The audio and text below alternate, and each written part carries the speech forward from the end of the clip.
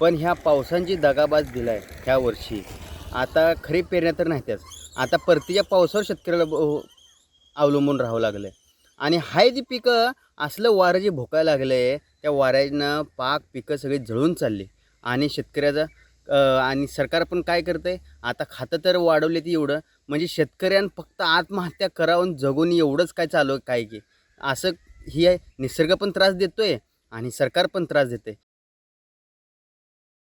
आमच्याकडे जर माल असला तर त्या टायमाला सरकार भाव देत नाही त्या मालाला, आणि जर आमच्याजवळ माल झाला तर ती मालाला भाव देत नाही ना.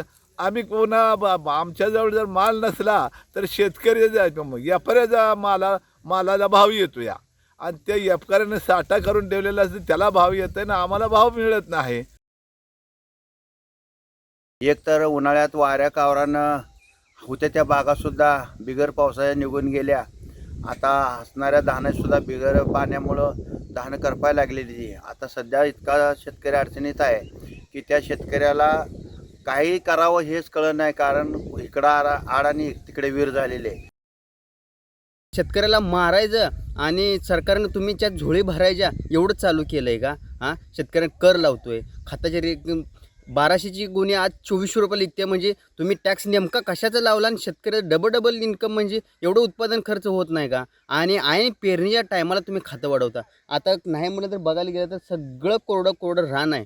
शेतात साधं पाणी प्यायला मिळत नाही. वन 2-2, 4-4 किलोमीटरवरून फिरून यावं लागतं. परंतु शासन यावरती गांभीर्य घेत नाही किंवा उजनीत सध्या पाणी उपलब्ध नाही. जे 1-2% पाणी उपलब्ध आहे ते कारखानदारी आणि इतर पिण्याच्या पाण्यासाठी ते ठेवले गेले आहे. परंतु शेतकऱ्यासाठी प्रॉपर ज्या पाण्याची सोय करणं अपेक्षित आहे, येणाऱ्या काळामध्ये दुष्काळी परिस्थिती निर्माण होणार आहे.